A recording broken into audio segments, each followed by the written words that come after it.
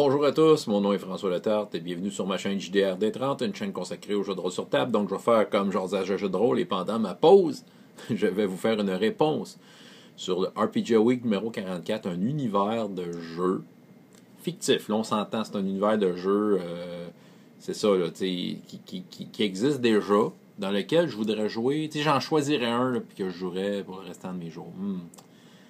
J'avoue, c'est super embêtant parce que c'est encore une question piège. Moi, je suis pas mal monsieur saveur du moment.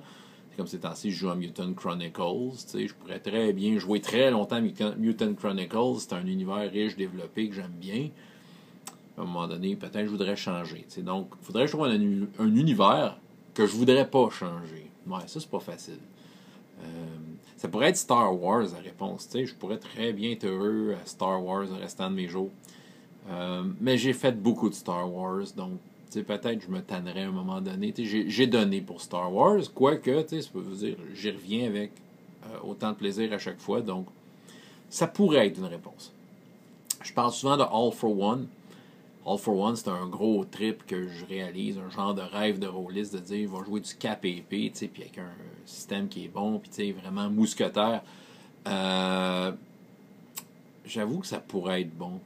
Je dirais, ce qui me retient, c'est parce qu'il faut trouver le bon groupe de joueurs pour faire ça. Oui, je jouerais à ça, mais je sens que je pourrais pas jouer à ça avec tout le monde. C'est ça qui arrive. C'est un peu trop précis comme univers.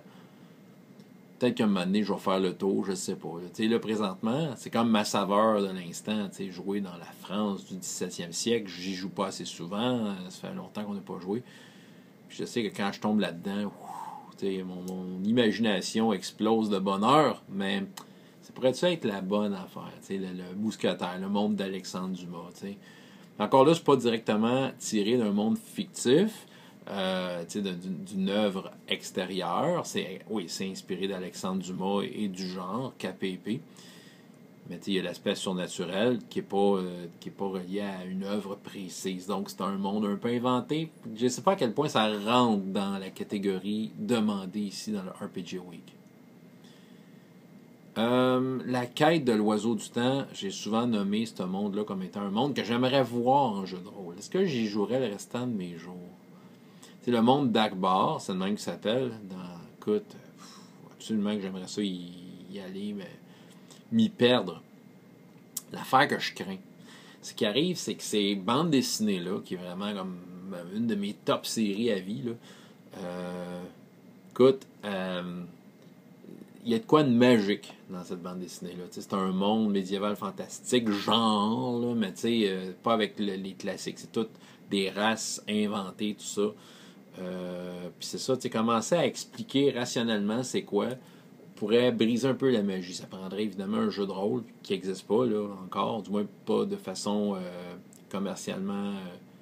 Il n'y a pas de jeu de rôle officiel de ce monde-là. Il y a beaucoup de trucs qui ont été inspirés par contre. Mais je sais pas, dans un jeu de rôle, souvent dans un jeu de rôle, il faut que tu expliques certaines affaires. Puis des fois, c'est de briser la magie de quelque chose qui est en place. T'sais. C'est juste pour venir à Star Wars, un exemple là, pour comparer, là, les midi-chloriens. Je sais pas si ça s'appelle de même en français, là, mais bon. Le jour où c'est sorti cette histoire-là, ça expliquait quelque chose qui était comme magique dans Star Wars. La force, c'était quelque chose de vague. Tout ça. Bon, vous comprenez, ça englobait la saga de quelque chose de mystérieux.